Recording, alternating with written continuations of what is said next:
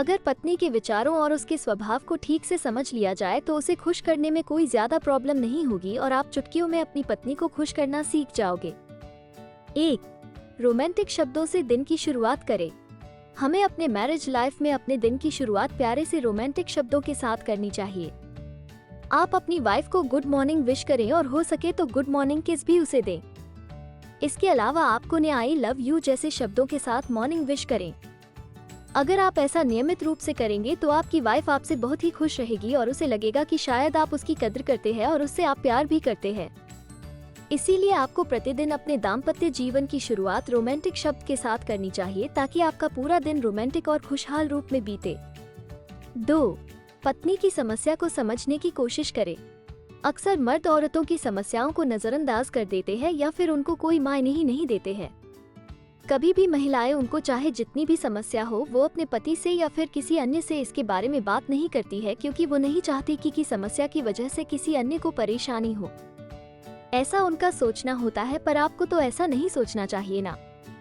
आपको अपनी वाइफ की समस्या को समझना चाहिए और अगर हो सके तो उसकी समस्या को दूर करने के लिए सबसे पहले उसकी समस्या की जड़ तक जाएं और जरूरत पड़ने पर उनका पूरा सहयोग करें।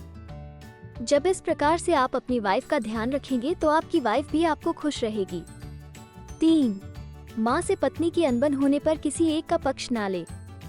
शादी के बाद बहुत से पुरुष इस समस्या का सामना करते हैं या फिर यह कहे कि अधिकतर पुरुष का इस समस्या से सामना होता है।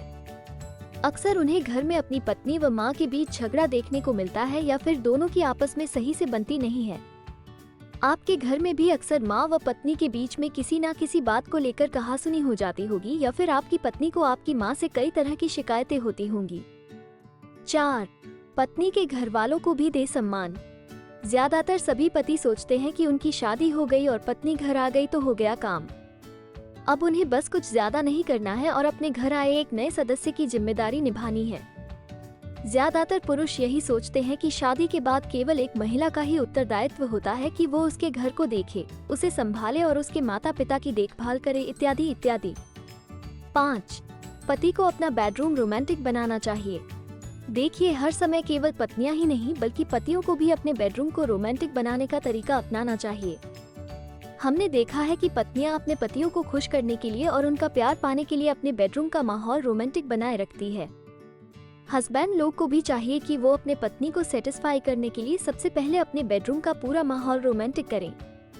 जब आपके बेडरूम का माहौल पूरी तरीके से रोमांटिक होगा तो शारीरिक संबंध बनाने में भी आपको बहुत ही अच्छा लगेगा और आपकी पत्नी भी इसका पूरा आनंद उठाएगी। अक्सर वाइफ कुछ इसी प्रकार की कामना अपने पति की ओर से करती है परंतु पति इन छोटी छोटी महत्वपूर्ण बातों पर ध्यान नहीं देते हैं परंतु आपको देना चाहिए। जब आप इस प्रकार की छोटी महत्वपूर्ण बातों पर ध्यान देंगे तो आपका वैवाहिक जीवन खुशहाल रहेगा। 6. वाइफ को बेडरूम में इम्प्रेस करने के लिए कुछ नया ट्राई करते रहे। हर समय एक जैसे ही शारीरिक संबंध बनाने से पुरुषों और महिलाओं दोनों को ही अच्छा नहीं लगता है। एक ही पोजीशन का बार बार इस्तेमाल करने पर पुरुष या फिर महिला बोर होने लगती है। आपको कुछ बेडरूम में अपनी वाइफ के साथ कभी कभी कुछ रोमांचक और नया ट्राई करना चाहिए। ऐसा करने पर आप अपने साथ साथ अपने वाइफ को भी शारीरिक संबंध बनाने के दौरान पूरी तरीके से सेटिस्फाई कर सकते हैं। 7. एक साथ बेडरूम में अलग होकर कभी ना सोए। जहाँ तक हमारा मानना है कि जब पति दिन भर के कामों से थक हार कर घर आता है तब वो सीधे डिनर करके अपने बेडरूम की तरफ चला जाता है और वो अपने पत्नी का इंतजार नहीं करता है और फिर गहरी नींद में सो जाता है। आपको ऐसा बिल्कुल भी नहीं करना है। पहले तो आपको अपने बेडरूम में जाना है, थोड़ा आराम करना है और अपने वाइफ का इंतजार करना है। जब आपकी वाइफ आपके साथ बेडरूम में हो तो उसके दादा 2-4 पल प्यार भरी बातें करें और इतना ही नहीं, उनका आज का दिन कैसा रहा, इस प्रकार का भी सवाल करें। ऐसा करने पर वाइफ बहुत ही ज्यादा अपने हस्बैंड से प्रभावित होती है। वो सोचती है कि उसके हस्बैंड उसका इंतजार कर रहे थे और बिना उसके बेडरूम में अकेला महसूस कर रहे थे।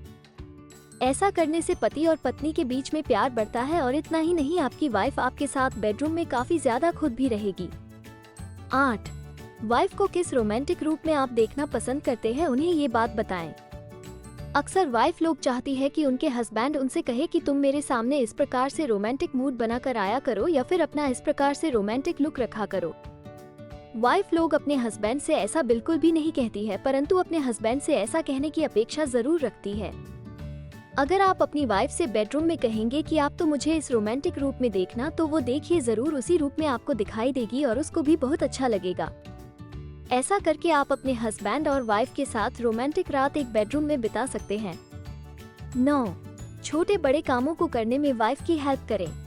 जब रात में घर के पूरे काम को निपटाकर वाइफ रूम में रिलैक्स करने और सोने के लिए आती है, तो उस दौरान भी उन्हें कुछ बेडरूम के छोटे बड़े काम करने होते हैं और तब जाकर कहीं आराम कर पाती और चैन की नींद ले पाती है। हस्बैंड लोग तो खाली होकर सीधे अपने बेडरूम में चले जाते हैं। तो मेरे दोस्तों, अगर आपको अपनी वाइफ को खुश रखना है तो आपको अपनी वाइफ का इंतजार नहीं करना है, बल्कि आप अगर फ्री हो तो बेडरूम के छोटे बड़े काम को खुदा करें। आप बेडरूम में बिस्तर बना सकते हैं और बिस्तर को ठीक से अरेंज कर सकते हैं। इन्हीं प्रकार के छोटे बड़े काम से आप अपनी बीवी को खुश रख सकते हैं। 10. स्पेशल दिन का रखें खास ध्यान। आपको अपनी पत्नी को वैसे तो हर दिन खास महसूस कराना चाहिए। हालांकि कुछ दिन ऐसे होते हैं जहां आप उन्हें दुनिया का सबसे लकी इंसान होने जैसे फीलिंग दे सकते हैं, जैसे कि उनका जन्मदिन, शादी की सालगिरह, विमेंस डे और वैलेंटाइन डे। इन दिनों में आप उनके लिए कोई सरप्राइज प्लान कर सकते हैं, जिसे देखकर न सिर्फ वो खुशी महसूस करेंगी बल्कि आपको झट से गले भी लगा लेंगी। इस दौरान आप उनके साथ कुछ रोमांटिक मोमेंट्स भी बिता सकते हैं, जो आपके रिश्ते में तरोताजगी बरकरार रखता है। अगर आप इन छोटी छोटी बातों को जीवन भर फॉलो करते हैं तो यकीन मानिए कि आपकी पत्नी हमेशा ही खुशी महसूस करेगी। वहीं आपके लिए उनके प्यार और सम्मान में भी कोई कमी नहीं आएगी। दोस्तों, आज हमने आपको एक बहुत ही अच्छा विषय के बारे में बताया है। हमें उम्मीद है कि आपको यह अच्छा लगा होगा। तो दोस्तों, ऐसे ही रोचक जानकारी के लिए हमारे साथ जुड़े रहिए। धन्यवाद।